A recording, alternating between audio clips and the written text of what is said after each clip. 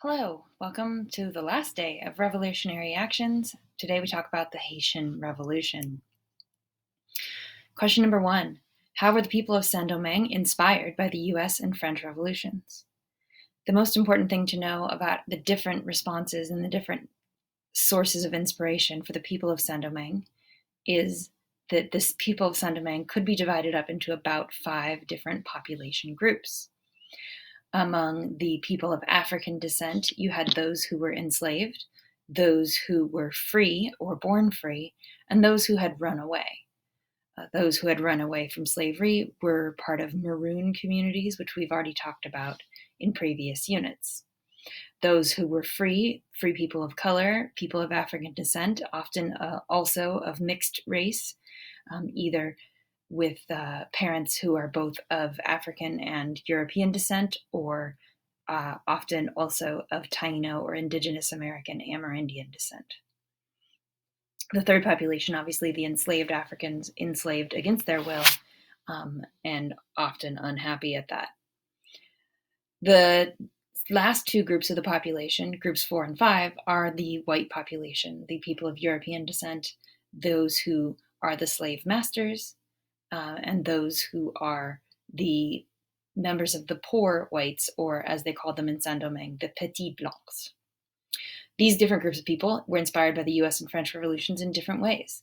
The slave owners and petits blancs were mostly inspired by the way that the US Revolution managed to obtain colonial freedom, but did not give liberty to the enslaved people, whereas the free people of color and the maroon population, and most of the enslaved population as well, those who knew about it, were inspired by the French Revolution promises of equality and liberty and freedom and rights for all men. This leads us to the question of why did some people in Saint-Domingue want independence from France but to continue slavery? For those people who owned slaves, those slave masters who owned plantations, it's clear why they would want to continue slavery. It's a continuation of their source of profit and their main source of income, and the source of their wealth. But what's less clear is why would the poor whites, the petits blancs, support a continuation of slavery when economically it's actually worse for them to have slaves doing work for no wages in their economy. Many of the petits blancs were in favor of continuing the enslavement of people of African descent because they themselves were the lowest status economically in the society, aside from those who were enslaved. As long as the enslaved population had a status lower than the poorest of the free people, the petits blancs were able to have a population to look down upon, a population to feel superior to. Many petits blancs, these poor whites, were in favor of a race-based system where those of African descent would inherit a position of slavery. Therefore, the petits blancs would never be as bad off as those who were enslaved. A similar dynamic occurred in the US South at this same time period. Number 3, a little more obviously, why did some people interpret the Declaration of the Rights of Man in France to mean the end of enslavement? Free people of color made up a population of about 30,000 people on the island, a substantial amount of people, many of whom did very well for themselves economically, educationally, and in business enterprises. They often had relatively high income status on the island compared to the petits blancs, for sure, and had a level of education and sophistication that enabled them to read the news coming from France and interpret the news of things like the Declaration of the Rights of Man to include them as people. They would obviously interpret this to mean the end of enslavement, and the Committee of Public Safety even declared the end of enslavement in the midst of the Reign of Terror. These free people of color had open communication with the maroon population of people of African descent who had run away from, who had abandoned their position of enslavement, and word would spread also to those people on plantations who were enslaved. Also, like the Declaration of Independence, the words of the pursuit of happiness, or in the Declaration of the Rights of Man in France, the idea that your liberty to do whatever actions you desire is only limited by that which infringes on another man's liberty. Both would seem to imply that slavery would be quickly made illegal, for the obvious reason that why would any enslaved person agree to be enslaved? Why would that be the best way for a person to pursue their own happiness? Why were the formerly enslaved people of Saint-Domingue so good at fighting?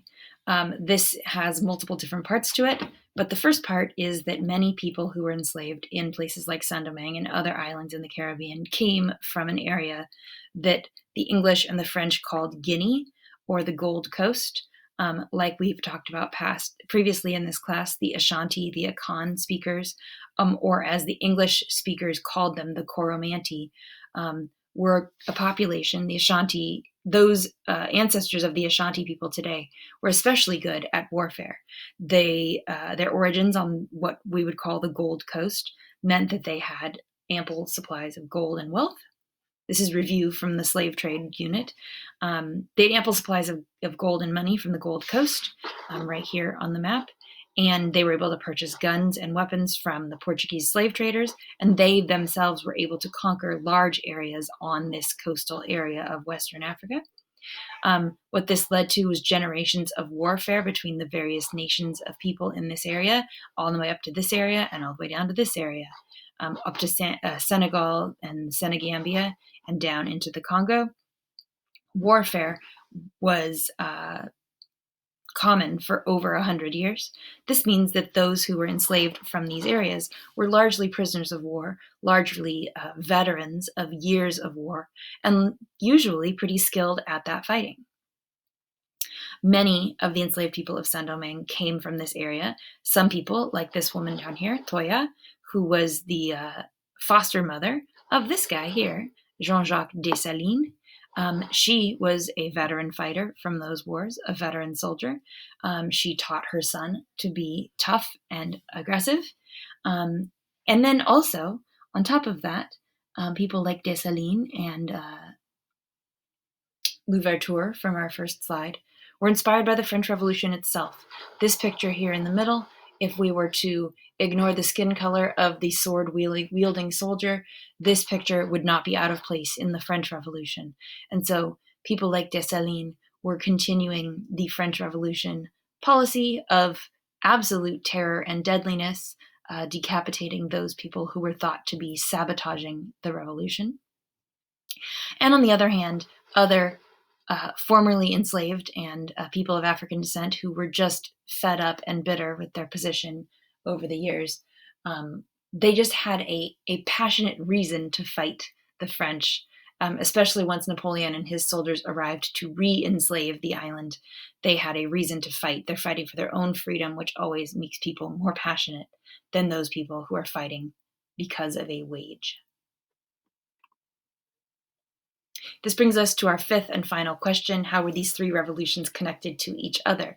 The revolutions in Haiti, the US, and France. And this is pretty exciting. They are intimately connected. So you have George Washington here, the American Revolution, which was started partially because of debts owed by Britain because of the war they fought against France.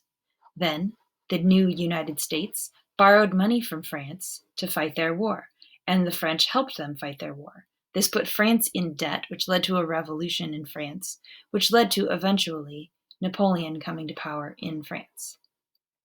Napoleon taking power in France led him to eventually invade Saint-Domingue.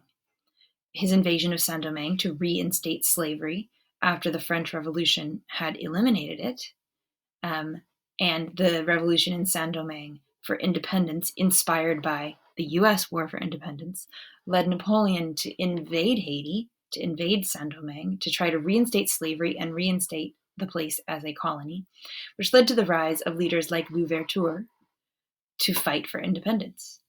It's like 3 generations of the same revolution. Colonial independence, freedom for all men, and then thirdly, freedom for all men, abolition of slavery, and colonial independence all in one. I glued together these two maps here to show us how closely related geographically they are. Haiti is this half of this island. You can see here zoomed in.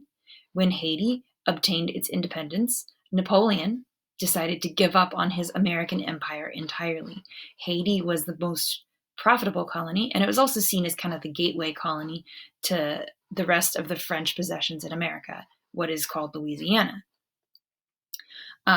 After losing Haiti in the war for Haitian independence, once Haiti became its own republic, Napoleon gave up on his American empire entirely and sold the Louisiana Territory to the United States because he was short on cash. He needed to fight all of his other wars in Europe, and he needed money more than he needed an American empire. He probably assumed he could reconquer it later, but that aside, this is a cartoon showing Napoleon taking money out of Jefferson's pocket, and Jefferson was able to purchase the Louisiana Territory. The other thing all three of these revolutions have in common is Jefferson himself. Jefferson, part of the writing of the Declaration of Independence, who then went to France as an ambassador, helped write the Declaration of the Rights of Man, and then who, in the Haitian Revolution, actually encouraged Napoleon to invade Haiti because he didn't want to see a black republic. He didn't want to see the end of slavery in Haiti.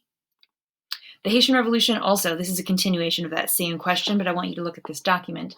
The Haitian Revolution also inspired enslaved people in the US to rise up in rebellion. This is some quotes from the Charleston State Gazette and also the Pennsylvania Gazette.